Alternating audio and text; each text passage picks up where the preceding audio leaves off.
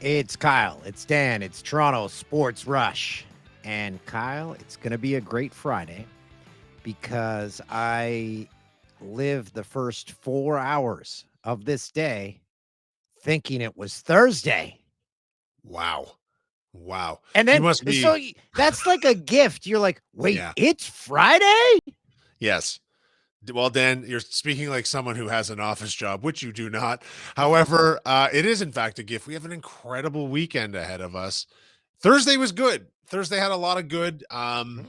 Jays fans lay in wait to play their first game tomorrow, but we do have to talk about the Yankees Red Sox because we saw a pretty historically impressive performance from a young man named Schlittler. Yeah, Schlittler goes, the rookie who started, I believe, in Double A this season.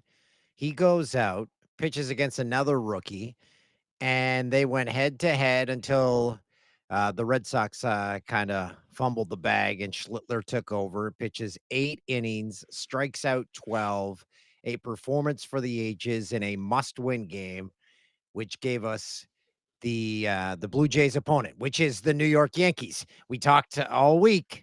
Who do you want? And when I talked to Buck Martinez yesterday, I said, "Well, you got to go through one of them." And he said, in Buck fashion, "Well, that's the mentality you got to take."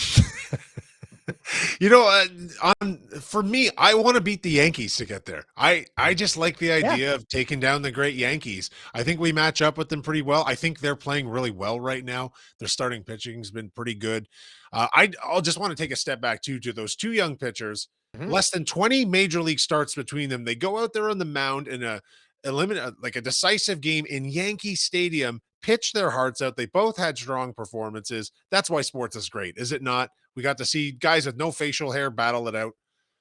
And it's guys that are built for the moment because they haven't been around long Yeah. enough to overthink it. They're Yes. just so their tip from their coaches would have been just go out and pitch. Yeah. Just go out and pitch. But just going out and pitch tomorrow. We got the afternoon game with the Yankees. Starters have not yet been named, but from our end, we're kind of figuring it's going to be Gossman. What do you think? How do we stack up against these guys? Well, the season series, the Blue Jays won. The Blue Jays went into that final series against the Yankees. What they were like 7-3 against Yeah. them this season. Yankees win the final series. And then, so if you're looking at a glass half empty, you're like, well, the Yankees are playing better at the right time against the Blue Jays. Hmm. But the Blue Jays, if they can get to the Yankees and make them field balls, which they have done against a lot of teams, because the Jays hit a lot of balls. Yes. They put a lot of balls into play, and the Yankees can be the Keystone Cops at times. So make them field the ball. Disaster is always right around the corner with this team. Yeah, the Blue Jays are the best contact hitting team in baseball. They're the best at making pitchers throw because they foul off a ton of pitches. That's great. We want to get the Yankee starters out of there. In that series you just mentioned, game one, the Jays actually got to Schlittler. They did hit him around a little bit. And then later in the series, the bat shut down. Bo Bichette gets injured, which is going to have a huge impact on this round, of course. But man, this is a toss up. This is going to be a really good battle, and I think for us to have home field advantage in this series is absolutely crucial. Blue Jays talking with a fan last night. They win this series. We bring in Todd Furhman. What are the books saying about the Yankees and Jays, Todd? I'm a little bit surprised to see how heavy a favorite the Yankees actually opened up in this series, guys, right in that $1.50, $1.60 range.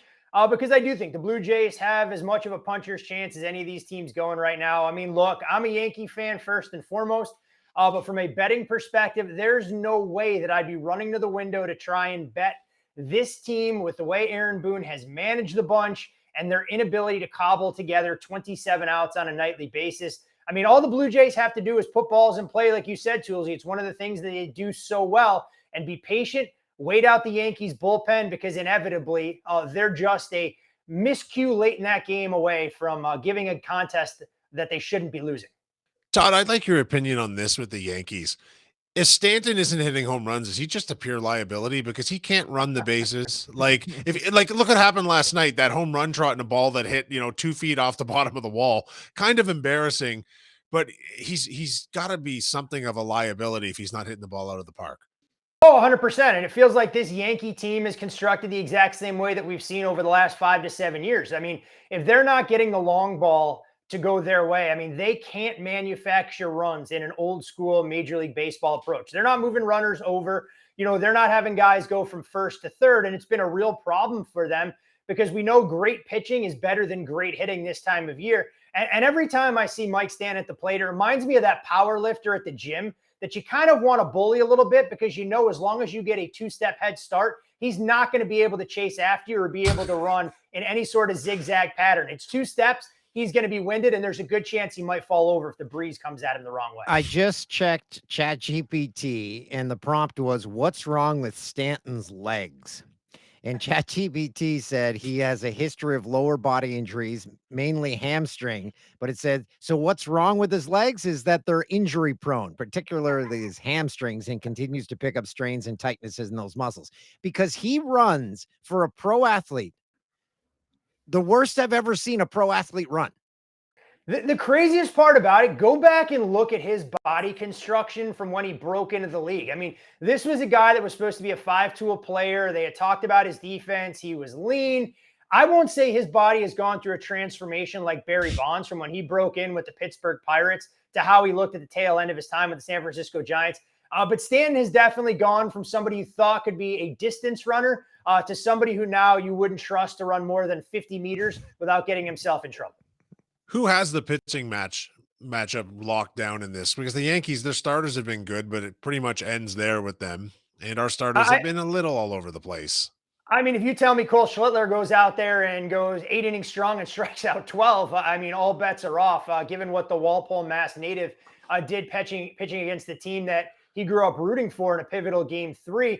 You guys have to tell me, which Blue Jays team are we going to get? The group that was able to play their best baseball during the summer months and really build a cushion while the Yankees and everybody else were struggling, or a team that kind of limped to the finish down the stretch and you weren't sure exactly who was going to come up with the timely hit?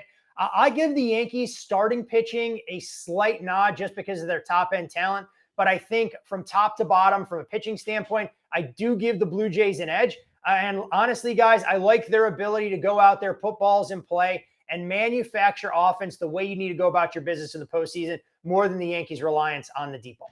This is a debate that's going online. You mentioned where he grew up and his family. Schlittler's family grew up Red Sox fans. He grew up a Red Sox fan, and his family's now Yankees fans. So they're taking a lot of heat saying, I can't believe you do that.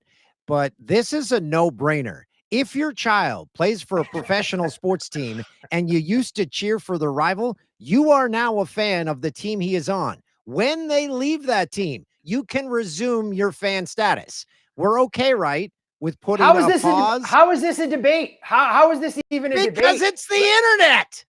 I mean, good Lord. I mean, talk about people losing their mind. Look, I know it goes on down here in this country on a daily basis now in the world we live in, so nothing should surprise me. But the fact that people believe a family should maintain their loyalty towards an organization they grew up rooting for, even in the face of a family member, or in this case, their son, playing for the evil empire in the eyes of most Boston Red Sox fans is mind-boggling. Although, funny story, guys, one of my friends has a young hockey player. I mean, he's U12 right now, so he's got a long way to go. And he always tells me, look, the biggest challenge that he would have, having grown up in the GTA as a diehard Red Wings fan, is if his son was drafted by the Maple Leafs. He said that might be the only way he could find himself rooting for the Leafs, and he might only do so when his son was on the ice. So I guess it's not as ridiculous and as outlandish an argument as I've ever heard. But he's saying that when he's at this age right now, and it's an easy statement to make. But you great point. So what I would love to see one day is there has to be at least one example of a father that refused to switch loyalty. Like, he's a Red Sox guy, his guy ends up on the Yankees. Can someone make a 30 for 30 about that scenario? Because I would rewatch that so many times. It would make that's hilarious. I mean, the craziest part about it is this is a softer, gentler Red Sox fan base, relatively speaking, to how much hate and vitriol there was towards every other franchise, mainly the Yankees, before they had broken that longstanding World Series jinx. I mean, look, I was a Yankee fan, went to school in the Northeast, and would go to Fenway every now and again. My friends would tell me not to wear Yankee gear, but it was so bad when I would go to some of these games that if the Red Sox were losing, my buddies would tell everybody in the section, even though I didn't have any pinstripes on or Yankee paraphernalia, that I was a Yankee fan. And I legitimately feared for my life if I could get out of that building in one piece. Todd, please tell me that the Blue Jays are last with reference to odds to win the World Series, because I want them to go into the postseason with the mantra, no one expects us to win. Please tell me, of the teams that are still alive, the Jays are last. I mean, Dan, we've gone through this enough. Isn't that what Paul Maurice says, that nobody expects the Florida Panthers to win, that Bill Belichick, tried to play the us against the world mentality, or Nick Saban at the height of the Alabama heyday claimed that they were the perpetual underdog despite being odds on favorites. So it all depends on kind of where you shop, but there is a muddled mess at the bottom. I mean, it's the Dodgers and Phillies that are kind of a cut above. Seattle, the runaway favorite in the American League. So you can kind of throw a blanket over all of the other teams. But if that's what allows you to go in with the chip on your shoulder and the underdog mentality, Dan, I'll tell you, for argument's sake, the Blue Jays are 1,000-1, and nobody in North America or anywhere else in the world believes that this downtrodden bunch can do the unthinkable and win the World Series. I love it. Well, I'm looking at the Bet Rivers odds right now, and actually the New York Yankees are favored to win the American League at plus 350, to win the World Series at plus 350. Seattle's plus 600. Toronto is plus 750, second to last to Detroit, which is plus 1,200. Detroit looked okay. I've given up Yeah. on Detroit long ago. I mean, the big thing with the Tigers that, why they're always going to have a puncher's chance, especially in a best of 5, if they're able to stretch it out. I mean, they have the luxury of leaning into Tariq Skubal potentially for 2 games. Yeah. If he goes out there and pitches as well as he did to set the tone in that best of 3 against the Guardians, all bets are off. But I'll give this Mariners fan base a ton of credit. I mean, they have waited a long, long time to be back in the postseason, a generation of sorts to win the division. Talk about a hectic sports day, though, in the Pacific Northwest. The NFL apparently wouldn't let the Seahawks move their start time. So it's going to be tough to find an Uber or maybe even public transportation when the Seahawks game and the game taking place with the Mariners and Tigers are essentially going on concurrently, separated potentially by 30 minutes to an hour in that same sports corridor. Yeah, I read an article. They said the stadiums and the infrastructure is not built to have 2 games at the same time. So it's a literal disaster waiting to happen. Shocking. But you know what? I mean, as we've seen, American bureaucracy, nothing works efficiently, and we can't change. We're not allowed to compromise or be malleable to move anything around. So heaven forbid we try and move the football game to coincide with the start of the first pitch for Mariners Tigers. But you know what? At least the 3 of us won't have to deal with that kind of chaos. So my thoughts and prayers to go up to those fans, especially those that want to try and see both games, the Mariners game 1 and, of course, the Seahawks game against the Tampa Bay Bucks. Todd, the Buffalo Bills welcome the New England Patriots into town. Always a classic matchup. And the Bills are favored by 8 points. Is that line too high? It's such an interesting number because the look-ahead price on this game was kind of hovering right around double digits, but we've seen the Bills more or less stub their toe each of the last 2 weeks in the point spread column against inferior foes. Now, granted, when you win by double digits in the NFL, no one should scoff about it, but when you're not exceeding odds makers' expectations, you have to make an adjustment. And I think a lot of people look at the Patriots' dominant performance against the Panthers by a 42-13 scoreline. But that was extremely misleading. You dig into a potentially adjusted box score there, and that's kind of a 1-possession game. So in my opinion, this almost feels like a de facto buy low spot for the Bills as they get a little bit healthier defensively. I have some questions about New England on the defensive side. Haven't gotten to the window myself with this game, but it's not coincidence, Kyle, that every time this number flickers right around that key number of 7, that there is immediate Bills money that shows up, pushing it into no man's land around that 8-point threshold. Should we be talking more about the Steelers? They go into their bye week at 3-1. Are they legit? I mean, you want to talk about a team that defies the odds more than any other franchise, not just in the NFL, maybe in sports in general. I mean, they do things about as ugly as you possibly can. And as soon as you write them off for dead in any capacity, they rise up from the ashes. And Mike Tomlin, of course, inevitably at least puts a 500 or better record on his resume. But the Steelers are benefiting immensely from a division that's an absolute train wreck underneath them. I mean, Baltimore banged up. I mean, they could be down as many as 11 projected guys that were going to play key roles on that 2 deep defensively for them going to this weekend's game. I mean, we've seen this Bengals fiasco with Jake Browning, and the Cleveland Browns just check your social media. They may have another quarterback change in the next 12 to 24 hours. So I don't think we can write the Steelers off. Do I love what I've seen? Do I think they're a legitimate threat in the AFC? Absolutely not. But I can understand if people want to take a price at Bet Rivers on them to win the division. Todd, for the second consecutive week, we are treated to a breakfast game, of course, depending on your mileage here in North America. Minnesota Vikings are staying on that side of the pond. How much of an advantage does already being there for an extra week give them over the Cleveland Browns, who, they're the Cleveland Browns, and they're only 3.5-point favorites? Is that line a little low given the circumstances? I think it helps under normal circumstances. It would be a massive edge, and you'd see a lot of people trying to make a compelling case to lay the points with the Vikings. Now, granted, we don't have a massive sample size of teams playing back-to-back games overseas, and the Vikings are actually the first team in NFL history to do so in two different countries in as many weeks. But let's not pretend like going from Dublin to the UK is a 42-hour undertaking and you're traveling around the world by any stretch. But the thing that gets challenging here with the Vikings, even having that travel advantage in their favor, this offensive line is an absolute mash unit. And matched up against the strength of this Cleveland defense, which is their defensive front led by Myles Garrett, you wonder if Carson Wentz's lack of mobility is going to pose a problem. So at 3.5, I think it's the perfect number here. You're going to see good two-way action. And I'm very curious, guys, to see where this game gets bet before kickoff on Sunday. If we see a little bit more support for the Vikings that inches the number out to 4, or if there is Browns money that shows up and the number ticks closer to a field goal. Highest total of the week, Lions-Bengals, 49.5. And if memory serves me correctly, I believe every single week when I've pointed out the highest total of the week, it has gone over every single week. Does this one go over? I'm not going to bet the under. I I'll tell you that much. that. And so for me, I think the over does make some sense. Yeah, you have a major injury in that Detroit Lions defensive backfield in DJ Reed. We're still not sure what that safety group is going to look like. And while Cincinnati struggled a ton to move the football against the Denver Broncos, I think this is a little bit better matchup.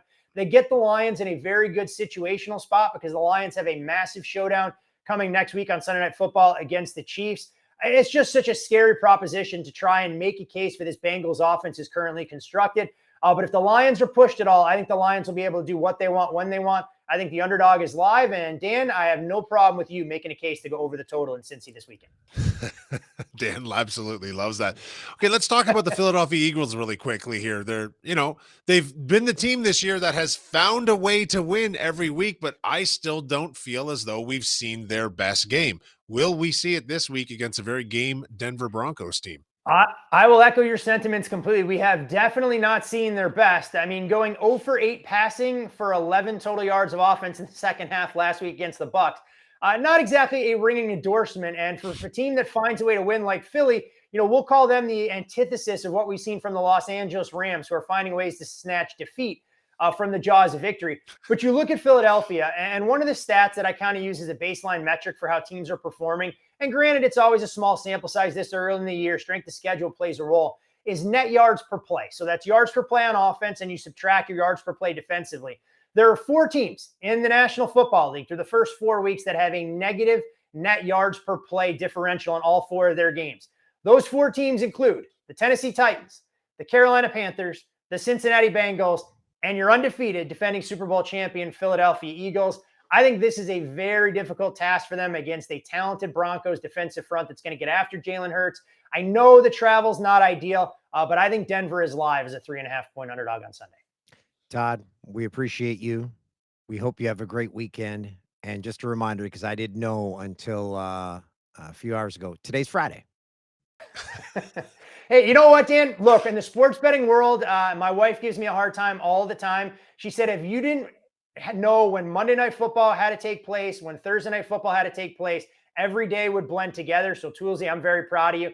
That kind of thing warms my heart if you don't know what day of the week it is. Thanks, buddy. Thanks, Todd. Also, never ask me what the date is, because I never... Like yesterday, it was my brother's birthday. I'm like, oh, I guess I never check the date. Never. You can set reminders on your phone for things like that, No, okay, so Kyle, I'm glad you bring that up. I have a calendar full of stuff, and I say, yep, remind me. It never freaking sends the remind, ever. I want it to ping. I want alarms to go off. Well, I Am I tell my doing it phone. wrong? Yes, you can. I just got a calendar event pop up on my screen, which is kind of funny.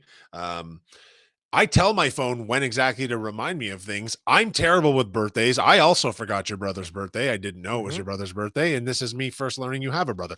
But I've got I 2 of them. just, I actually know that I'm being cute, but I have to put it in my phone when it's people's birthdays because I feel like such a shitheel if I forget someone's birthday. I do not like that feeling. And you know how you have those tiers of friends, right? Like I don't do Facebook happy birthdays. I either text someone or Yep. call them, which is more personal, or I do not wish them happy birthday. I'm just not into that. You know what I do for, people's birthdays, in my life if I can't see them that day? Video message. That's a good one. Little Yeah. free cameo for them. Why not? Little, personal, yesterday we, me and the girls, we all sang happy birthday for my brother, so there you go. The one reminder that does work, my Google or my Echo, Mhm. 'cause, we've got plants for the first time in our lives here, so I'm, like, terrified of them dying, so it Yeah. reminds me when I have to water them, and it works. It gives a vocal reminder, "Dan, it's time to water the plants." Does it say it in such a soothing voice? Yeah, she's got a soothing voice. It took us a while Dial it in. to stop on that voice, but we found the one that did not, grate our nerves. You know, I'm just thinking about this. What a great sports weekend we have. So much going on. Will we not be seeing each other post game after the Blue Jays game tomorrow? Is that what I hear? That's the rumor. I got a text from one of our, bosses saying, "Hey, you wanna do post-game show?" I said, "Sure," and that's the last I think I've talked about it. So, if we have one, I'll be there. Let's say we do have one, so we'll be talking Jays after game 1 of the Jays and Yankees, which is on Saturday at 4 o'clock, so around 7-ish. Give or take. It'll be online on this channel. And I'm looking forward to it because I think this series is going to be fantastic. And I'm actually thrilled that it is the New York Yankees that we have to go through. I think it should be that way or no way at all. October baseball, baby. We'll see you then.